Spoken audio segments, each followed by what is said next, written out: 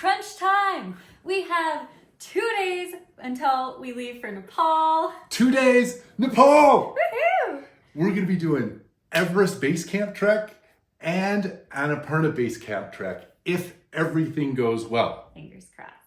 And to ensure that everything goes well, we've been in Mammoth for a whole month, basically trying to execute a 3-part training plan.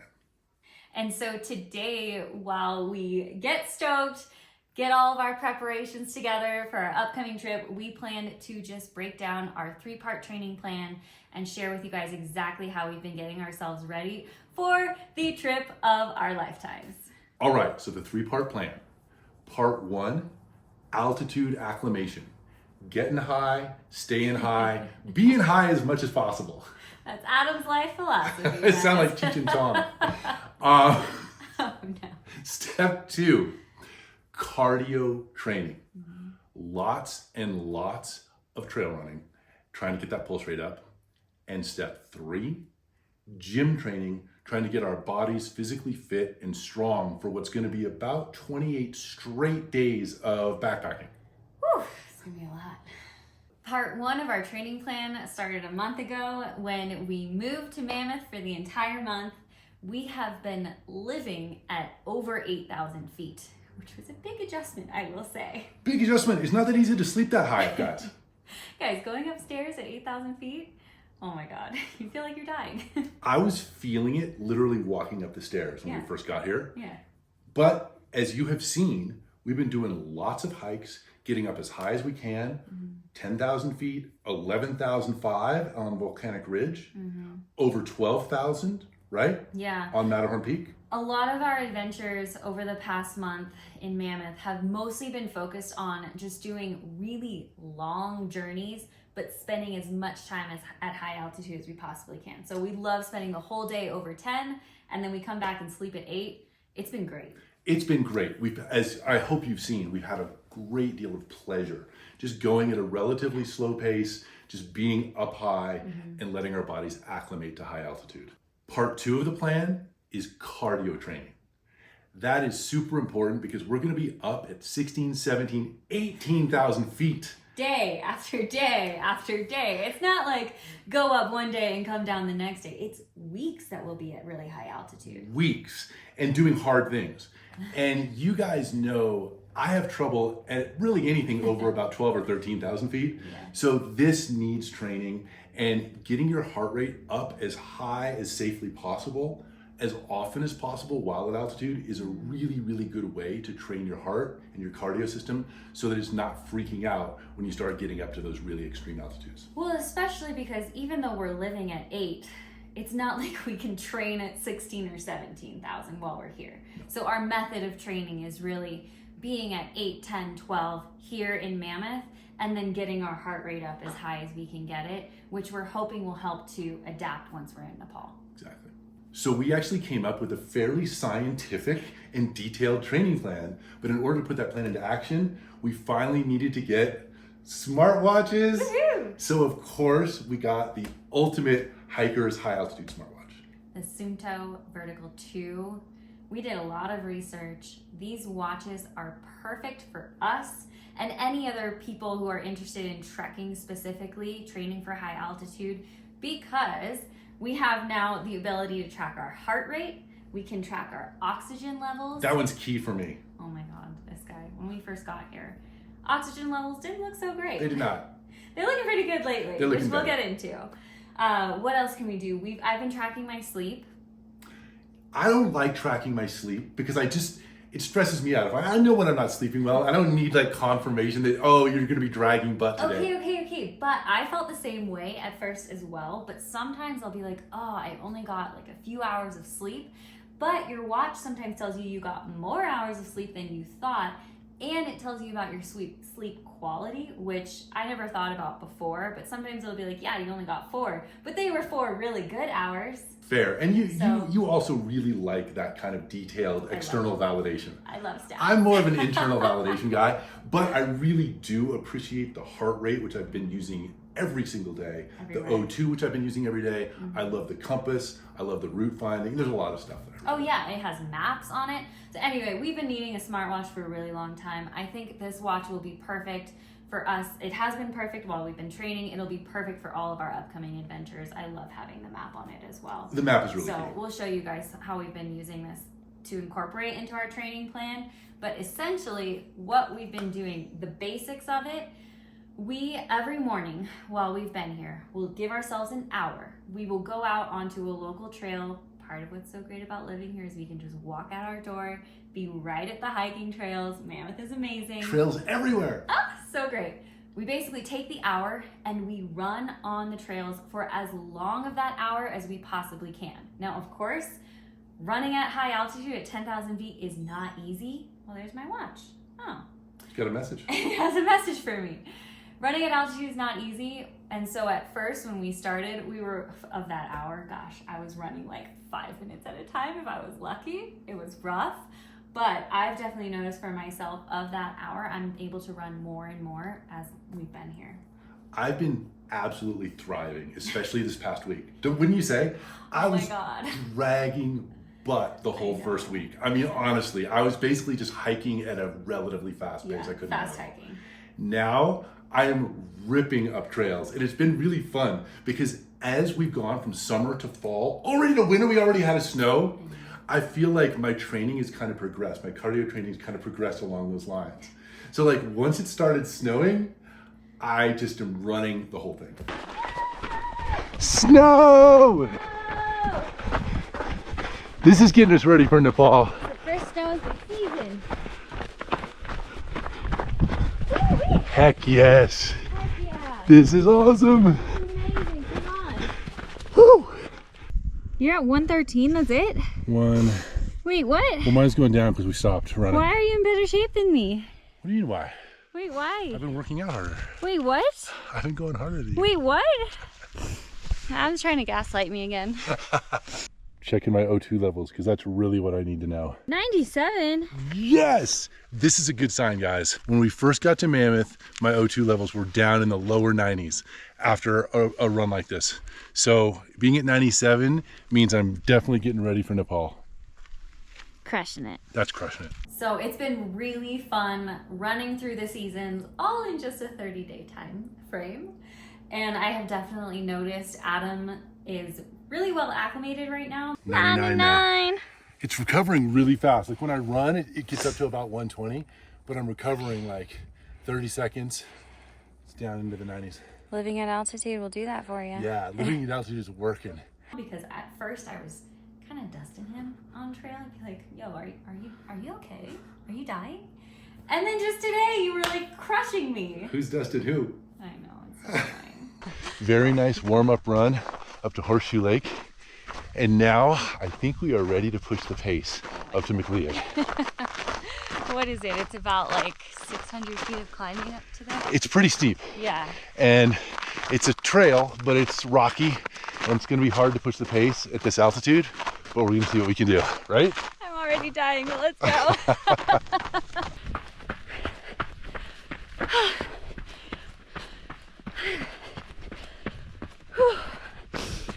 Oh my God.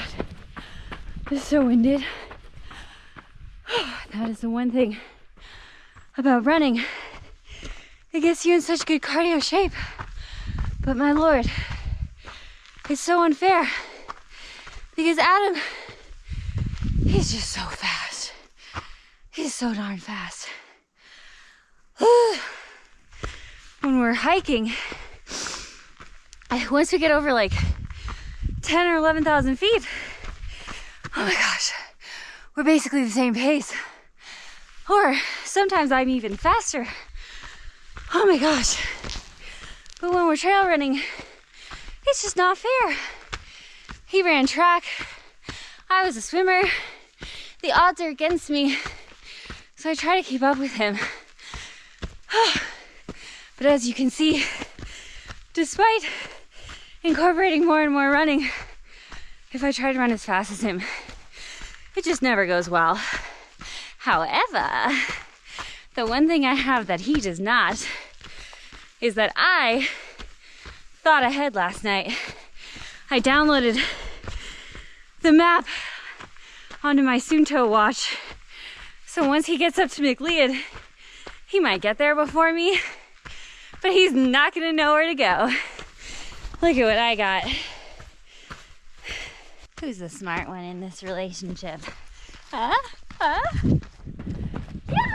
If you guys have ever run up to McLeod Lake, it gets really steep towards the top, but I made it. Look at this beautifulness. Oh, look who's coming.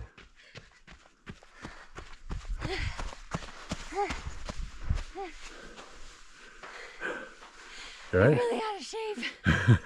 Oh my God. Why can't I run up here? I do have the handy dandy map if you want to follow me. Yeah, let's go.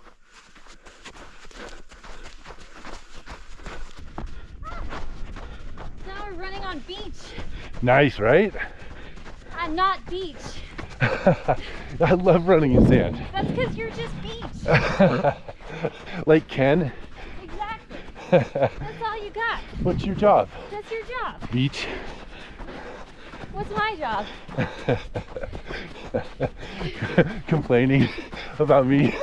Oh, that is so unfair. I'm just wine. You're wine.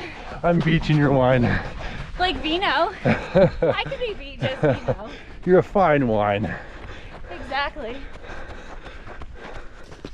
Jeez Louise. Well, I don't know. this is fun, but it's kind of hard to run over all these rocks. Yeah, wait, hold on. Oh, it's because we're totally off the trail. Oh, why are you following me? You have the I don't know, because you seemed like you knew what you were doing. It's just going around the lake. Now that I have the map on my watch, we're never following you again. I'm the leader. Whew. Nice. You know, that ensemble, it was so close, so close. Like you could have looked so cool. And yet, then you have these pom-pom mittens. Listen about the pom-poms. Why did you ruin the ensemble, sir? Because listen, if you want your fingers free to use cameras and watches, but then when you run, your fingers stay warm, and then you want to get your pulse rate. Oh my God, you're such a baby lamb. Speaking of heart rate, you guys, if you want to do this kind of training, it's all based around your maximum heart rate. You want that to be 220 minus your age. Wait, so what's yours? My maximum heart rate, I put mine at around 180. Wait. So you're saying that you're 40? That's you're as old as you feel. Mm-hmm. Okay, Peter Pan. Am I windy? May I continue and tell these folks how to do training? Okay. So you take your maximum heart rate minus roughly your age or the age you feel. This is not medically based fact. So this is not medical advice, everyone. So say you're 40. Uh-huh. So just like you, right? So then it would be 180. Uh-huh. And then you take 85% of that as your sort of high-end training zone. Okay. So what's 15% off of 180? Can you do that? Don't make me do math in the morning. There you go. Adam, you're gonna make fun of me. Oh my God, he thinks that I'm so dumb because I can't do math in my head. You cannot. So I just have ADD. It's hard to keep all the numbers in place. Let me help you. 15%. I got a really high score on my math SAT, guys. Don't worry. Who took that for you? All right. So. Oh my God. Oh guys, my God. I'm going to push you in this lake if you're not careful. 15% of 180. So you take 10% of 180. What's that? 18. And then you got 5 more percent. What's half of 18? 9. So 27. Yes. So what's 180 minus 27? Not going to do it. Okay, wait. 160, 163. No. So close, Elise. 153. So. Wait, I'm not putting this in the video. So you want to have your training zone, your high-end training zone, be in the 150s, basically. Okay. And that's kind of what mine was coming up this thing. And then it went down pretty rapidly into the 130s as soon as I stopped running, which is good. That's kind of where you want to be, which is where we should be because we're about to go to Nepal and be at 18,000 feet and we need all the fitness we can get. That was morning math with Adam and Elise. Adam also has been claiming that cold plunging after some of these runs is an excellent way to prepare for the cold of Nepal. I'm a little dubious about his claims, but I went with him anyway. We've been having a lot of fun doing some cold plunges, and we have shown that going into the cold plunge really does raise your heart rate. it does. 113, 114, 125. Mine's going up. I'm getting out. I'm getting out before I have a heart attack. it burns. It's like an artificial way to stimulate that heart rate. Yeah. So I'll give that one to you. So the cardio training, I would say, really couldn't have gone much better. We got out of it everything we'd hoped. We hit all of our goals. One big reason for that, though, is part 3 of the plan, which is training in the gym.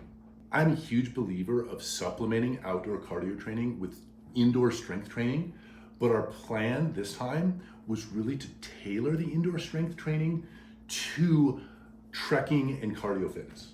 The majority of our weightlifting training, prepping for Nepal, obviously involves legs. These deadlifts are perfect. They're legs, back, core. When you do them with the hex bar, it's kind of like half deadlift, half squat almost. And you see I'm going pretty fast, getting out of breath, because that's what we want. We're up here in Mammoth. We're not training for power right now. We're training for strength and endurance, and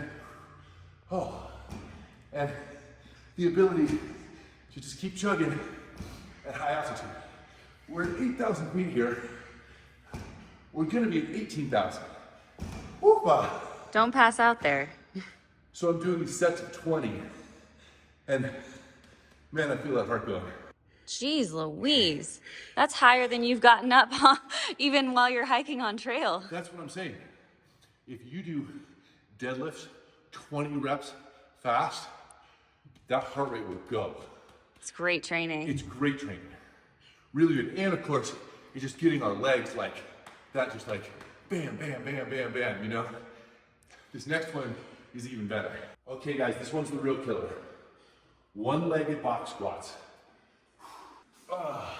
How does that help you out on trail? Well, cardio-wise, it's obvious. And that's the biggest thing for me is training cardio, but also, think about step-ups. This is just like the much harsher version of a step-up. All of your weight is just on your thigh and your butt. And it's just like bam, bam, bam, bam.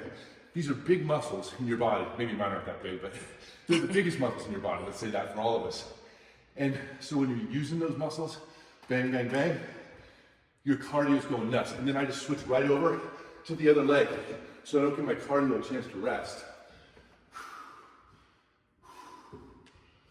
You can use these to help you pull up if you want, but mostly it's just for balance so you don't fall. And I do 10 on each side. Which is 20, just like how I do 20 of the deadlifts. And then, before my heart rate gets too low, I'm going right back to the deadlifts. 20 more. Woo. Here we go, let me check my heart rate out.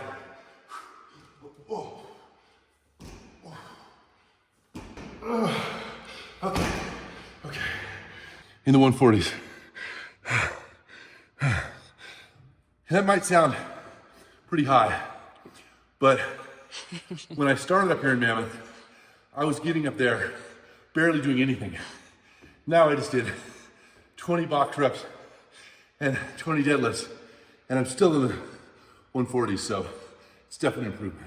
The second most important part of our strengthening routine as we prep for Nepal is working on our core. The stronger our core, the less likely we are to have lower back injuries out on trail, which we're both prone to, as you may already know. So I'll show you my 2 favorite core moves for specifically prepping for hiking. The first move, I'm basically mimicking the movement we'd be doing if we're doing big step-ups on the trail. So I start like this and make sure my low back is flat against the ground, lift my arms up, and let one leg go back. So you can kind of see I'm in the shape of a step up here, but I'm using my deep lower core to stabilize. I'm not engaging my low back. Go up and switch. So I really feel like this one helps me maintain a neutral spine while hiking. it's really critical for me to not over-engage my low back muscles as I'm hiking, especially up steep inclines. So that's my favorite move. My second favorite move is actually a move that engages my whole posterior chain, again, to strengthen my low back, but also not over-engage it out on trail. So I get into a plank position, I lift my one leg up, crunch it in, and return. So you can see I'm really engaging my whole posterior chain and my core at the same time. Doing like a Spider-Man and down. So that move, I feel like really engages the entire core, the entire low back. It's another one of my favorites for prepping for hiking. We're gonna be ready for Nepal. Yeah. And then the last thing, without even letting your heart rate get low, or at least I don't let mine get low, coming over, grabbing kettlebells. I'm just grabbing a pair of 70s and doing the carry. Rapid carry. Up, turn, back. Obviously, this is great preparation for backpacking because this is 140 extra pounds that you're putting on your feet, your knees, your joints.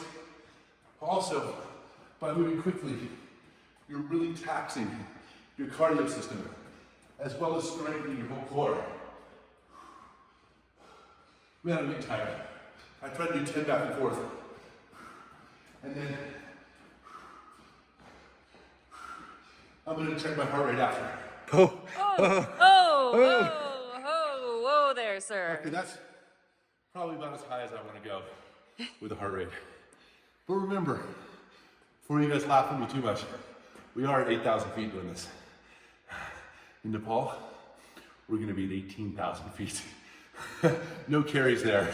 Only gonna be carried in my backpack. So I feel like the in-gym training has really, really helped my outdoor cardio training for two reasons. One, in a gym, it's a controlled environment, so I feel like I can get my heart rate up really pretty darn high for short periods of time. And I know how high it's getting. It's easy for me to check. I'm not out in the middle of nowhere and I'm not like dealing with cold and things like that. But the second thing too is there is still a strength element. Even though we're not going for power right now, we're going for endurance. Just doing like those deadlifts and the carries and stuff like that, it just gives you a little extra strength. So when you're out on trail and running uphill, and I'm sure you guys who are trail runners have experienced this, you get a super steep part where it's just rocky and your legs are just like, burning. But if you're doing 20 reps of deadlift, then a few steps up something super steep doesn't kill you in the same way, and you can just kind of continue on smoothly and keep running rather than having to slow to a walk. And I think that was a huge boost for my trail running. 100%. I mean, I also am a huge believer in all of the core work that we do, both for your regular core, but also we've shown you guys in the past as well. We have a lot of stuff for our posterior chain, our low back. And I just think if you're gonna be trekking for 30 days, having a really strong core, really strong lower back is really a critical element to hopefully avoid injury out on trail. So fingers crossed it will work how it's supposed to. Totally agree with that. Yeah. So that's basically it. That is our 3-part training plan to get us prepared for trekking in Nepal. Oh my God, I'm so excited. But just to recap, our 3 parts include, number 1, basically just living at altitude, getting a baseline adjustment to 8,000 feet. Number 2, getting our cardio fitness up, using a lot of trail running, tracking our stats. By the way, if you want to get a Suunto watch, we'll drop the link below just in case you're interested. And then number 3 is just working on our strength training, both with our lower body strength and our core strength, hopefully just maximizing our power, minimizing injury out on the trail. We're feeling really good about how this has all gone, but of course the proof is going to be in the pudding.